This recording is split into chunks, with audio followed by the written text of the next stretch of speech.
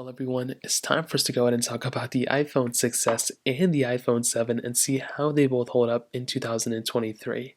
Now, I don't really think anybody should be buying these phones right now, but it is kind of sad because they both got discontinued last year, so they both share some similarity there.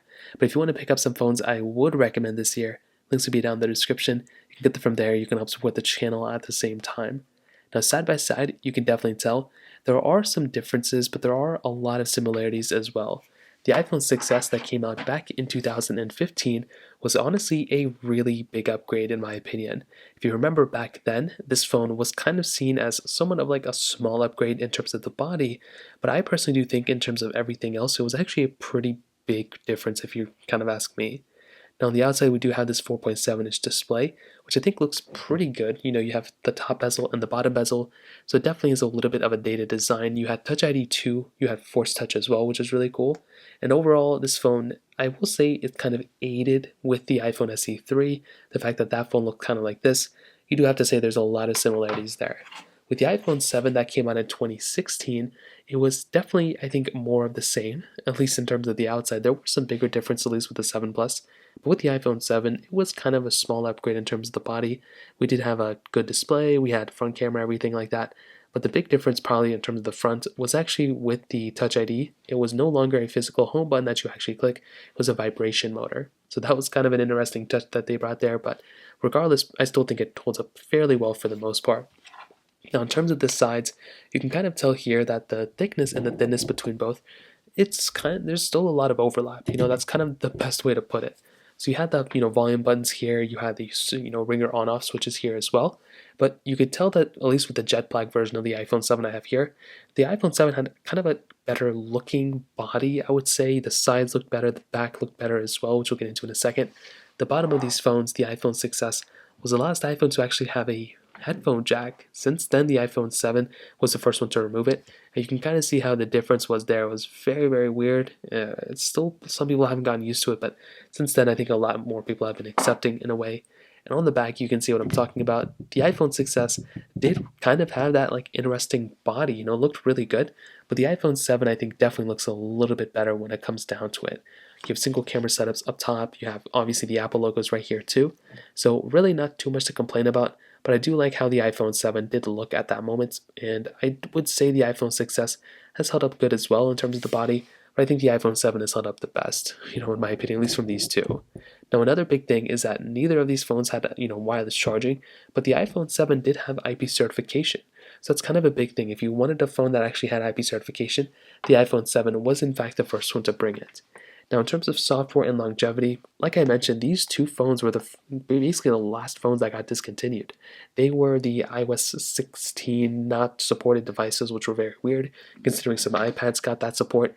I feel like this iPhone could have easily gotten it. I feel like the iPhone 7 easily could have gotten it too. I don't know why the iPhone 7 didn't. The 6S makes a little bit more sense, but as of right now, that is kind of where we're at. So personally, it's not a big deal, but it is one of those things to kind of keep in mind. So both these phones are discontinued, and because of that, I wouldn't recommend buying them. Now let's move on to the performance side of things. Then we'll do a speed comparison. The iPhone 6s has that Apple A9 chip inside of it with 2 gigabytes of RAM, the first iPhone to bring 2 gigs of RAM. With the iPhone 7 has that Apple A10 Fusion chip inside of it with 2 gigs of RAM as well. So let's go and see which one's the faster one between both. Okay, there we go. All the apps are cleared out in the background, as you guys can tell. Totally joking. Let's go and clear out all these apps. May take a second on the iPhone 7. So let's get into it. Let's go and load up all these apps that I have, basically, for the most part. Let's do phone calls, 3, 2, 1. The iPhone 7 is on my right. My iPhone 6s is on my left. Music, 3, 2, 1. And so both are on the same panel. The iPhone 6s taken into this other panel first, followed by the iPhone 7 a little bit after. Let's go and hop out of here. Let's go and do podcast, 3, 2, 1. Okay, iPhone 7 I think slightly faster. Apple TV, 3, 2, 1. Okay, I think the iPhone 6s was faster to get into that panel. Settings, 3, 2, 1. Okay, 2 different panels here. Let's go up out of here. Stocks, 3, 2, 1. And iPhone 7 I think was slightly faster there. Let's go and get into news, 3, 2, 1. And very, very close, not that big of a difference. Health, 3, 2, 1. Okay, about the same thing too. Home, 3, 2, 1. Okay, two different pop-ups here, very interesting, kind of freaked me out a little bit. Let's do App Store 3, 2, 1. And the iPhone 7 did get into this other panel. I hate when that happens. Let's go and scroll through and see if there's a difference. And I don't really think there's going to be that big of a difference here in terms of the scrolling speeds, but I can kind of see the iPhone 7 did glitch up a little bit. I don't know if you guys were able to see that. So let's scroll to the bottom and see which one's faster. Probably kind of the same thing, not really that big of a difference. But that was one thing that kind of stood out to me. The App Store kind of did glitch up a little bit on the iPhone 7, which is very interesting. Camera, 3, 2, 1. Perfect. Let's go and take a photo. I think the 7 was faster. Let's go and open up that photo. Success was able to load up that photo faster. Very weird. Photos, 3, 2, 1. And I think the success was faster there in that specific example. Hopping out of here. Let's go and do mail, 3, 2, 1. Success faster. Let's send it off with clock, 3, 2, 1.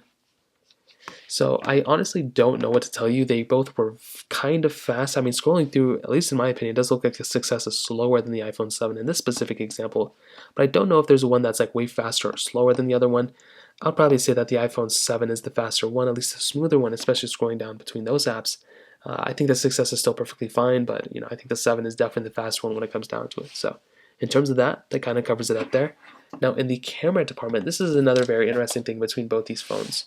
So they both share a lot of similarity, although I like the way the 7 camera kind of looked. There was a little bit of a different kind of layout with the iPhone 7 camera, but the 6S camera still looks fine. They're both 12 megapixel sensors. Both of them can do 4K at the back, not 4K at 60, but they can do 4K on the back, which is nice. Now with the iPhone 6S camera that came out back in 2015, I feel like this camera, like I said before, definitely got the job done. It probably wasn't like the best camera of all time, but I think definitely if you're somebody who just wants to go and pick up a phone and kind of move on with their life, this was a good phone at that moment. Now, is it the best camera as of right now? Absolutely not. This camera has definitely aged quite a bit.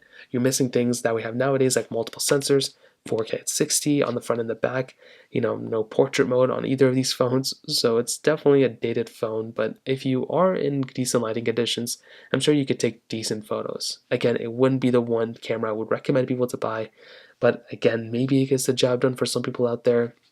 It's kind of the best way I'd put it for the most part. With the iPhone 7, I think this is probably one of those phones that is also like very much like kind of middle of the road, definitely not the best camera of all time either, which is expected. That's kind of what happens when you get a camera like this in this day and age. It will get the job done. Again, it's a better camera than the iPhone 6S. You can zoom in quite a bit, you can zoom out, like it still has a lot of capability for sure. But the iPhone 6S is definitely going to be probably not as good as the iPhone 7, but the iPhone 7 isn't really as good as cameras that we have nowadays either. So that kind of covers it up there as well. And to kind of sum up this whole entire video, what I'll tell you is I probably would tell you the iPhone 7 is probably the one that's the better one to buy, but wouldn't recommend either buying either one of these phones, mostly because they are unsupported with software. So because of that, it doesn't make too much sense to buy an iPhone 7 or an iPhone 6S because these phones are no longer supported. They're no longer going to be getting updates. So there's really no point in going down that direction with either one of these phones. So in terms of that, I would say that kind of covers it up here. If you have any other thoughts or questions, let me know in the comment section below. Hit the like button, that would mean so much, but definitely hit that subscribe button. More importantly than everything else, I love every single one of you guys. Hopefully I'll catch you guys in the next video. Peace out till then.